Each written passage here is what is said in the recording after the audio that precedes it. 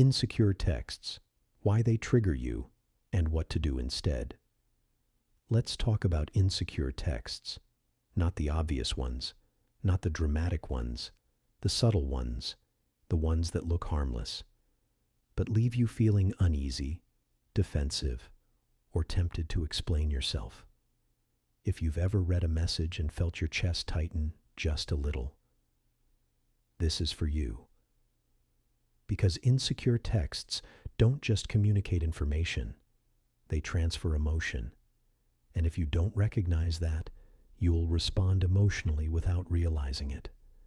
Insecure texts rarely say, "I'm insecure." They hide behind tone. They sound like, "Are you mad at me? You've been kind of distant lately. I guess you're busy. Did I do something wrong? Must be nice."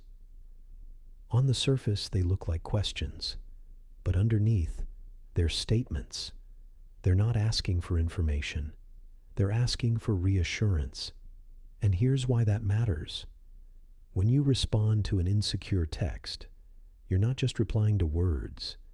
You're stepping into someone else's emotional state. Insecure texts trigger three things almost instantly. 1. Guilt. 2. Urgency. 3. Over-explaining.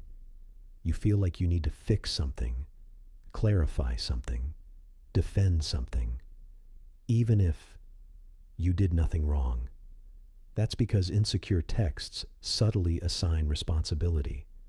They suggest you caused an emotion that you now need to manage. And most people don't pause long enough to notice that shift.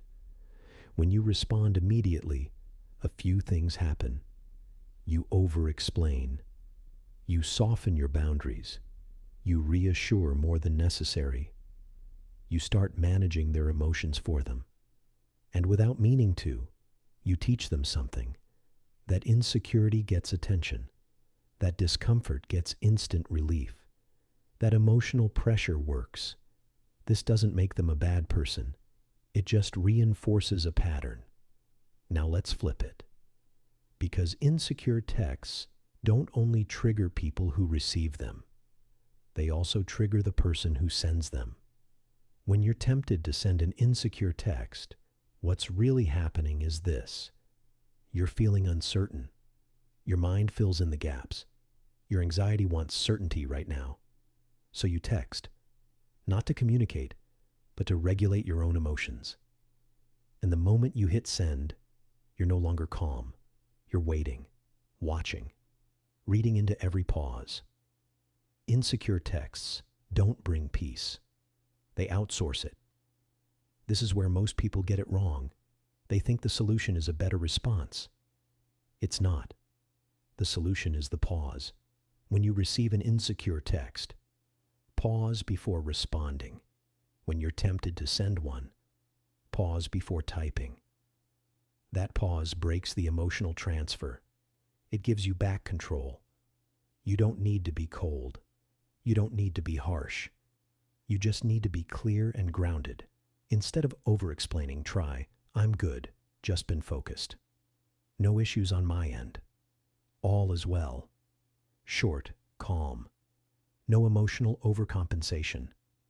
You're acknowledging without absorbing. Ask yourself one question before you send it. Am I asking for information or reassurance? If it's reassurance, don't text yet. Sit with the discomfort. Let the feeling pass. Regulate yourself first. Then, if you still need to communicate, do it clearly, not emotionally.